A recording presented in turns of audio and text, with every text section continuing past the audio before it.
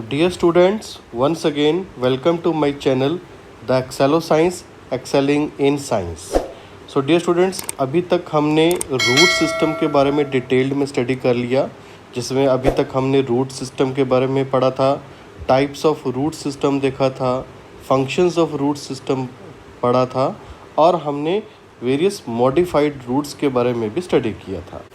Now let us move forward with the next topic, that is the shoot system. Okay, now shoot system बच्चों, जैसा कि हमने पहले भी डिस्कस किया था, ये ग्राउंड से ऊपर वाला हिस्सा होता है. अगर आप इस इमेज में दोबारा देखें तो ये नीचे वाला हिस्सा जो रूट सिस्टम है, जो जिसको हम बारे में हम पहले स्टडी कर चुके हैं, और ये ग्राउंड लेवल से नीचे वाला हिस्सा है. लेकिन अब हम स्टडी करेंगे about the shoot system which is above the ground. Okay, और इस शूट सिस्टम में you can very well see, you can see the stem is there, leaves are there, flowers are there, and birds are also there. So now we will study about this shoot system in detail in our this chapter. इस shoot system में अब क्या क्या होता है, let us see first. First part is a stem, you can see. The second part is a leaves, third is the flowers, fourth one is the fruits, then fifth one is the seeds. Okay. Now to understand this shoot system more clearly, I have made this a flow chart. You can see here.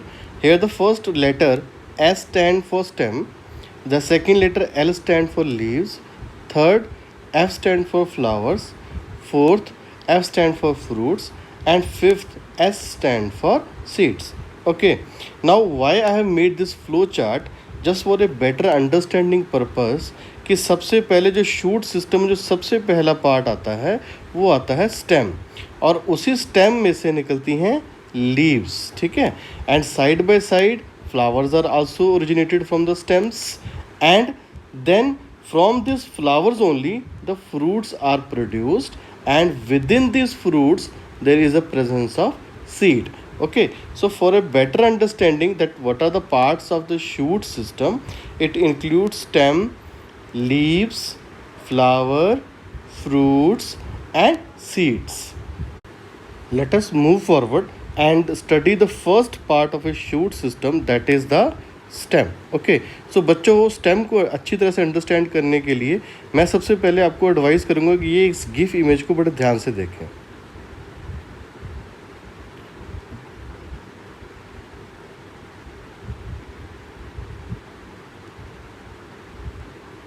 You can see this is the stem which is originating from the root. Now this is a stem which is coming up. You can see now this is the main part. Okay, this is the stem. Okay, and between these you can see this is a node. These are two nodes, and the space between two nodes is called as a internodes, and leaves are also originated from the stems. Let us see this GIF image once again for a better understanding.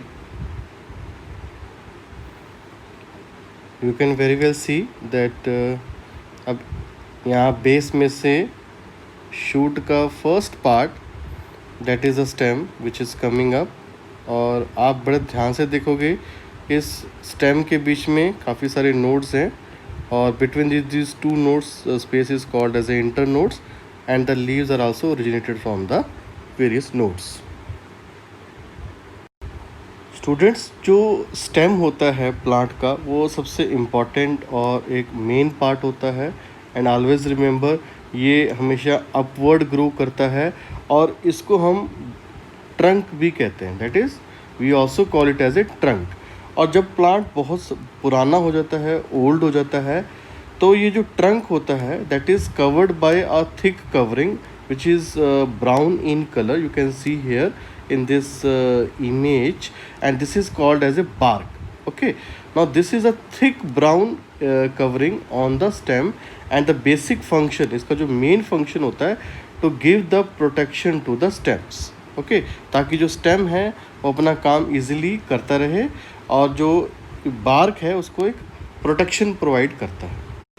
Moving forward, let us study the functions of the stems. Okay, stems के function क्या है. Okay, सबसे पहला जो and important function है कि जो ये स्टेम होता है ये प्लांट को स्ट्रेट और अपराइट रखता है, मतलब एकदम सीधा रखता है और ऊपर की दिशा में रखता है। और दूसरा जो है स्टेम का फंक्शन है that is it is a transport the water and minerals. जो रूट्स वाटर और मिनरल्स अब्जॉर्ब करती हैं, तो स्टेम है उसके अंदर जो टिश्यूज़ होते हैं basically they are responsible for carrying that water and mineral upward up to the leaves, okay, and up to the flowers also. Then the third function of the stem that it holds the leaves, okay, ये leaves को इस तरह से hold करता है to maintain a optimum sunlight, to obtain a optimum sunlight, यानी कि ये प्लांट को इस डायरेक्शन में ऐसे मूव करता है स्टेम ताकि जो लीव है वो सनलाइट को मैक्सिमम एक्सपोजर ले सकें। और जैसा कि आपको पता है कि जितनी सनलाइट लीव्स के ऊपर पड़ेगी उतना ही फोटोसिंथेसिस होगा और उतना ही प्लांट जो है अपना फूड बना पाएगा। इसीलिए it holds the leaves to obtain a maximum और optimum sunlight, okay. And the fourth function that it transport the food, यानी कि जो लीव्स ने जो फूड बनाया है in the form of carbohydrate, ये उस फूड को ट्रांसपोर्टेशन का भी काम करता है to carry it to the different other parts of the plant जहाँ पे प्लांट को उस फूड की ज़रूरत होती है। And the fifth function it store the food also. And sixth and the last function that it manufacture the food also.